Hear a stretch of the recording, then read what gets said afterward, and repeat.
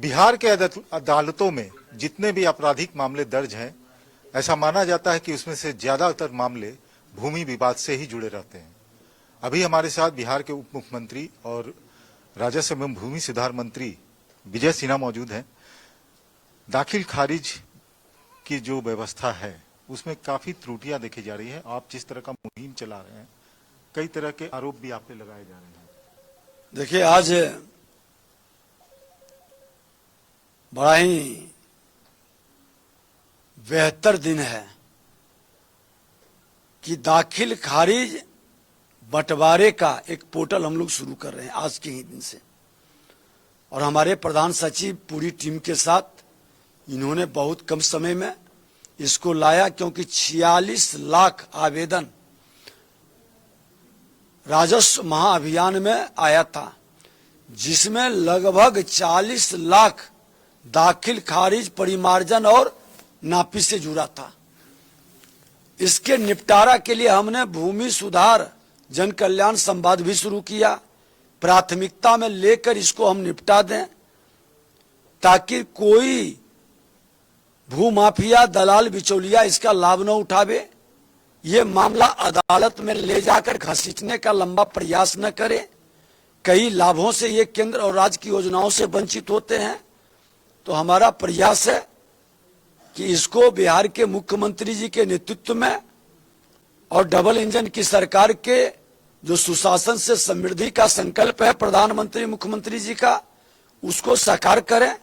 और इसीलिए ये सार्थक प्रयास हमने शुरू किया है। आपने प्रयास जो शुरू किया उससे जनता तो खुश नजर आ रही है, लेकिन आपके अधिकारी ही जो हैं वो थोड़े से नाराज दिख रहे हैं। जब उनको एहसास होगा, बाद में उनको भी अच्छा लगेगा। क्योंकि श्रम संसाधन में जब हमने शुरू किया था तो लोग काफी परेशान हुए थे। ITI के सुधार वाले मामले में आंदोलन किए, पुतला जलाए, कई बार लिखा पढ़ी किए, लेकिन बिहार के मुख्यमंत्री जी ने पूरा हमको सपोर्ट ही नहीं किए, प्रोत्साहित भी किए। ITI उस समय बहुत हद तक जमीन पर उतरा। माइंस पॉलिसी खनन नीति जब लाए तो उसमें भी लोग परेशान हुए, लेकिन मुख्यमंत्री जी के हमारे सपोर्ट करने से, उत्साहवर्धन करने से आज माइंस नीति सफल हुआ, राजस्व भी बढ़ा और ओवरलोडिंग अवैध खनन पर भी अंकुश लगा। ट्रक वाले को लोगों ने गुमराह करने का प्रयास किया, आंदोलन करवाया, पूरी तरह से वातावरण ठप करने का।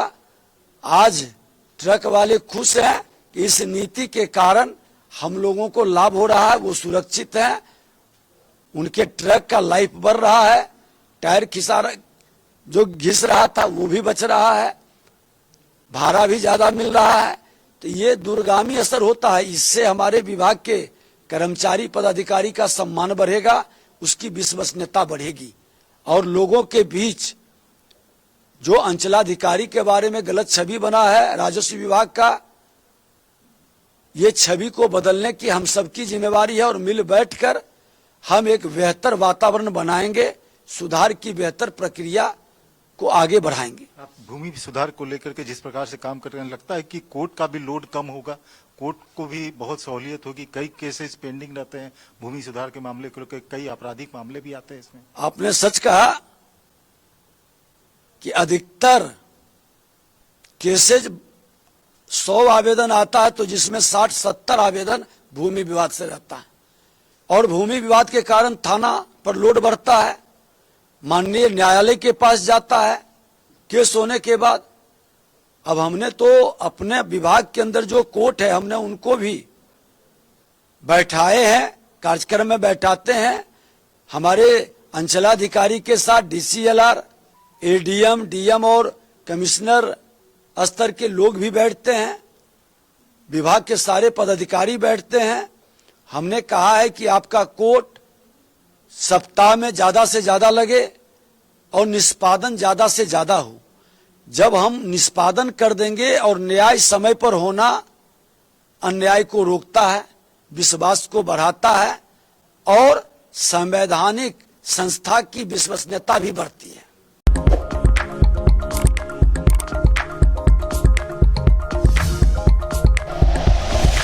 Like and share videos, subscribe करें हमारा चैनल और प्रेस करें बेल आइकॉन।